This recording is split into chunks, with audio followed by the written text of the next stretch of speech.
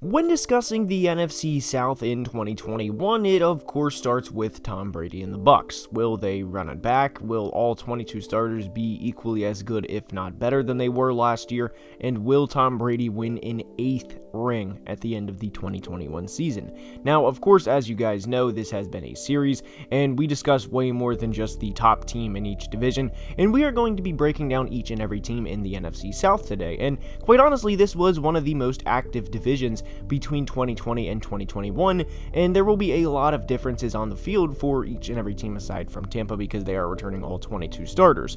The Panthers are now going to start Sam Darnold. Julio Jones is no longer an Atlanta Falcon, and oh yeah, of course, the Saints may have had a quarterback that is an all-time legend retire. So needless to say, this was one of the divisions that will look the most different compared to 2020, and as always, we are going to be breaking each and every team down, and we are going to be going in order from worst to first based on 2020 standings, meaning we are going to start today's video with the Atlanta Falcons. Now, before we dive into the NFC South, please like the video and subscribe to the channel, as each only take a second to do, and it would be very much appreciated. Now let's begin. And we start today's video with the Atlanta Falcons, who had a top 5 pick and finished the 2020 season overall 4-12, and they also went 1-5 in division play last year.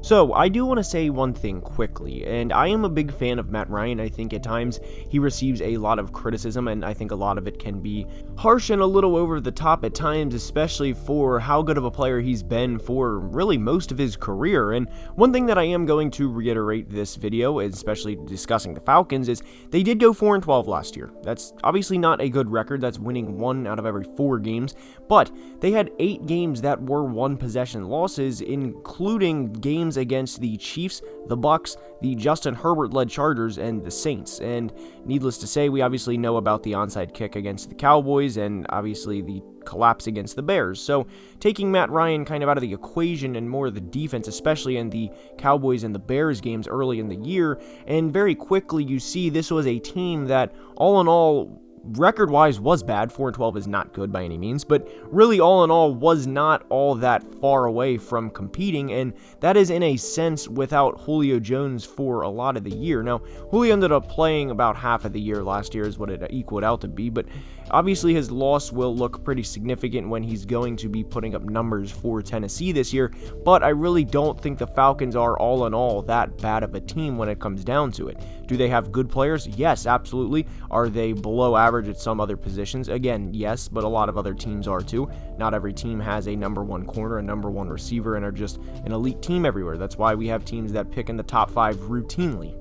But when taking a look at the Falcons' 2021 schedule, as you'll see on the screen, they start out with the Eagles and then go to Tampa, which will probably be a loss. Let's just call that what it is. At the Giants certainly won't be easy. Neither will home against the football team, but those are winnable games. I mean, they're not going to just demolish Atlanta. At least I certainly wouldn't expect that.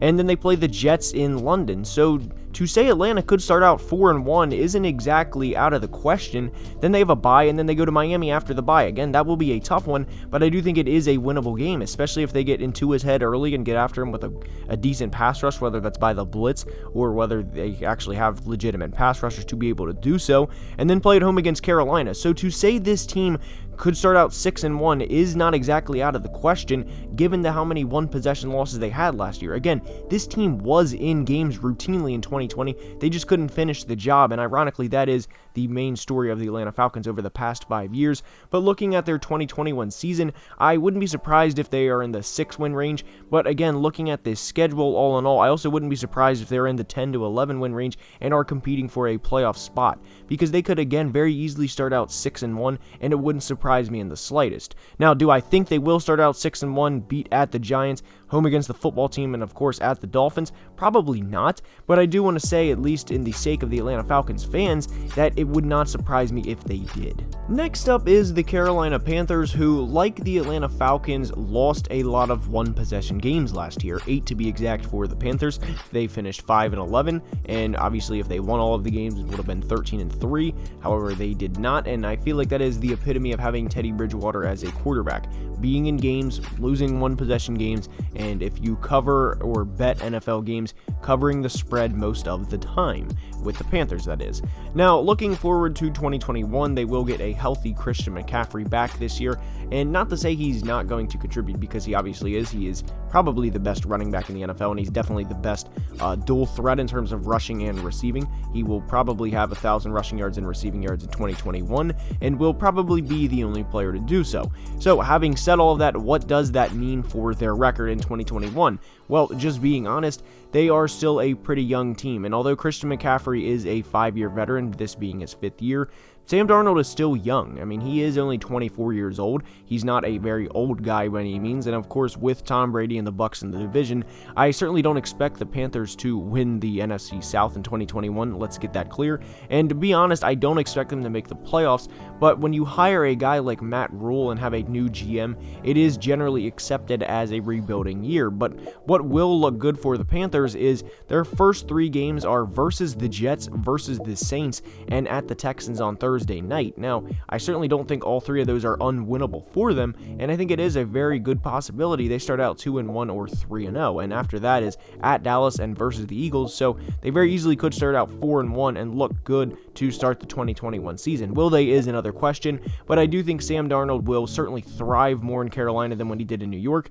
Now, I don't think he will be a franchise quarterback and be the face of the Carolina Panthers for the next 10 years, but I certainly do think, at least for the sake of his career, he will buy himself at least another 4 to 5 years in terms of being a backup and being a player in the league, because he was set out to fail in New York. He just was. There was no weapons around him. The coaching was awful, and Matt Rule, as far as I'm concerned, will not do a worse job than what Adam Gase did to routinely put Sam in terrible situations and to just set him up to fail and hang him out to dry.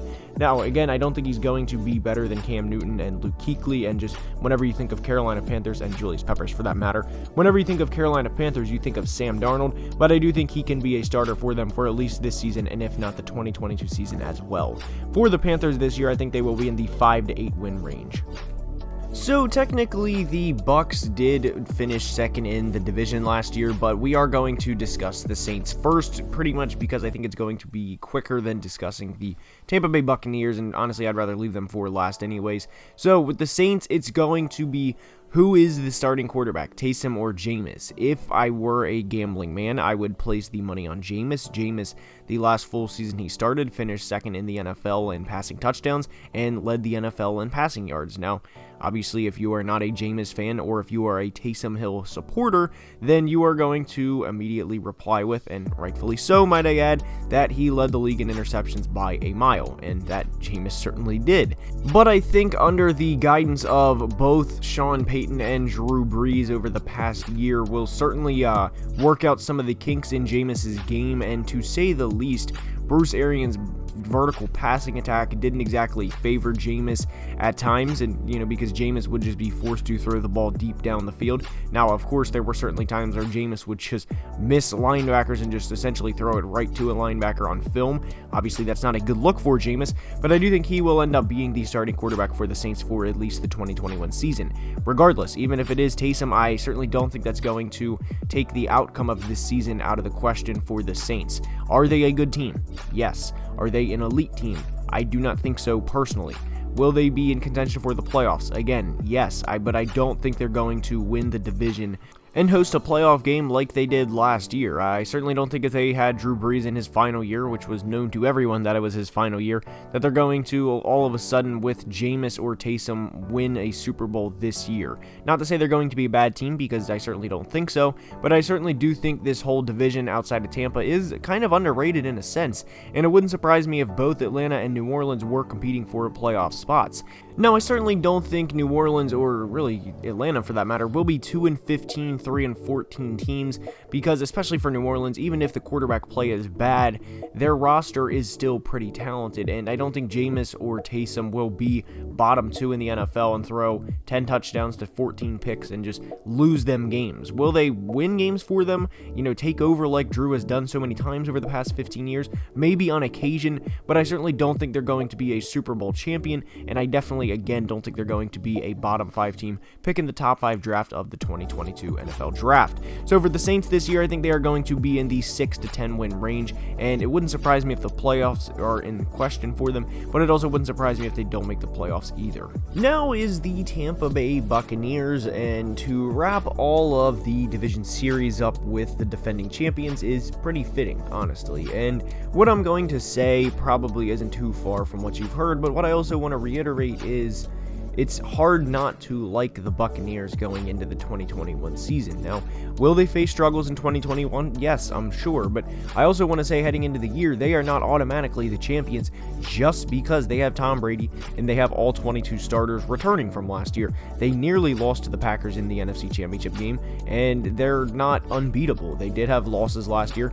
They were 7-5 at a point. Obviously, they ended up winning the Super Bowl, but this team was not far from being 7-6, and at that point, that's not far from being 7-7. So what I do want to say is the Buccaneers are good. Obviously, they have the ring to show for it, and they have the GOAT that plays for them, and another pretty good all-time tight end in Rob Gronkowski, who in his own rights is a 4-time champion. But it looks to be a very bright season for them, and not surprisingly, I do have them winning the NFC South, and that's not exactly a hot take. And if I were a gambling man, I would certainly gamble money that the Buccaneers are going to win the NFC South. That's not exactly a hot take when looking at the other quarterbacks in the NFC South and the teams that are around each said quarterback compared to the Buccaneers.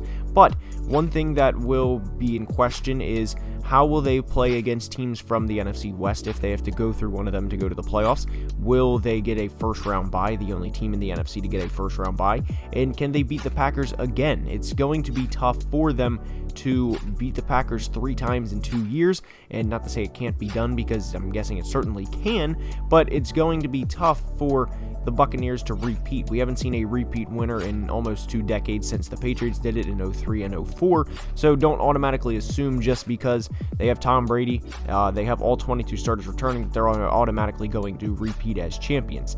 Now, a disappointing season for them would not be winning the NFC South, or more importantly, not getting to the playoffs, because as we saw last year, they went on 3 straight road games to get to the Super Bowl. So a disappointing season for them is missing the playoffs, and what I want to reiterate lastly is they don't have to win a championship for it to be a successful season. Obviously, Tom would love to have ring number 8, and given that we are discussing Tom Brady, it's crazy that he even has 7 rings as a player. I mean, it's going to be time before we see that again, and we may honestly never see another quarterback have 7 rings. So if you hate Brady, love Brady, cherish this last season and maybe 2022, because our time with him is running down. Let's just call it what it is.